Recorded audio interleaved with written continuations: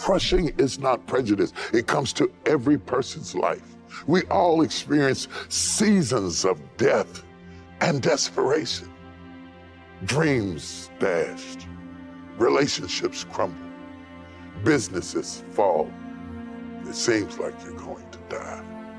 Whether that business is a big corporate office, bringing in billions of dollars, reporting to its shareholders, or whether it's a mom and pop shop, a dry cleaning service, or a cupcake shop, you go through changes. It is the crushing that gives you wisdom. You cannot buy wisdom in a store. You cannot get it in a jar. It is the crushing that gives you wisdom.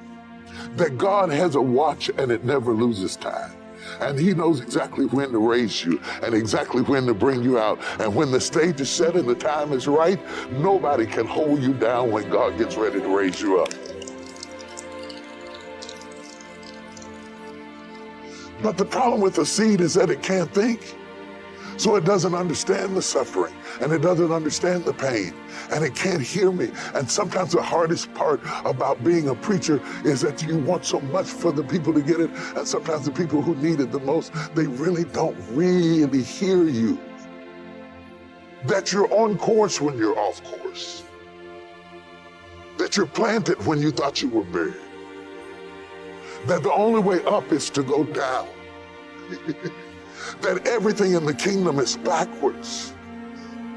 That if you exalt yourself, he'll abase you. If you abase yourself, he'll exalt you. Death is necessary to create life.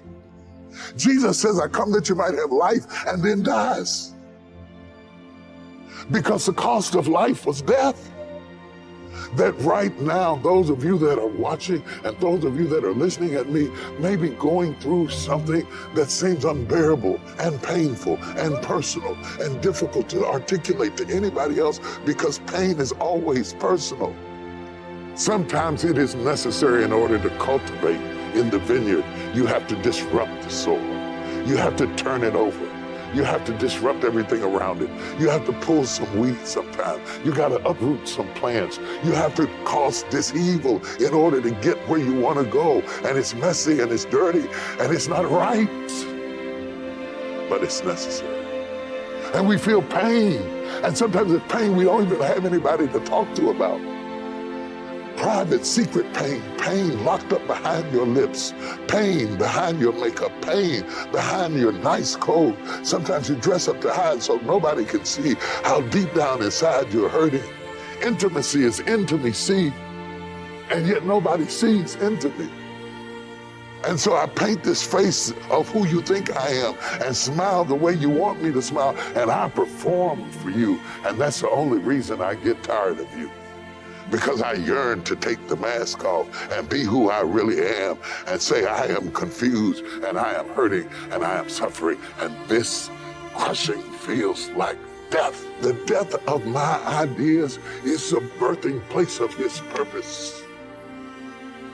God works in crushing, and it pleased him to bruise it. It pleased God to bruise us. Not because he is sadistic, not because we are masochitic.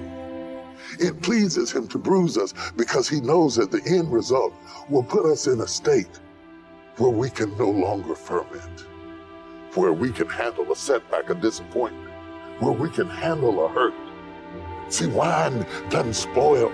It'll last for years and years and years in the dark, in the basement, in the cellar, because it's been through enough crushing to endure time.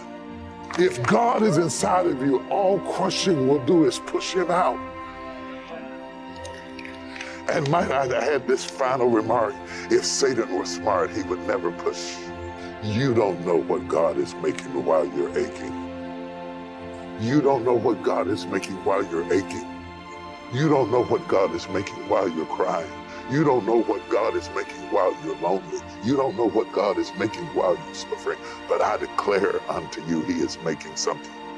You may feel dislocated. You may feel dislodged. You can't always see what the master's doing. Only when we look back, then we see that God had a plan. when all we had was pain.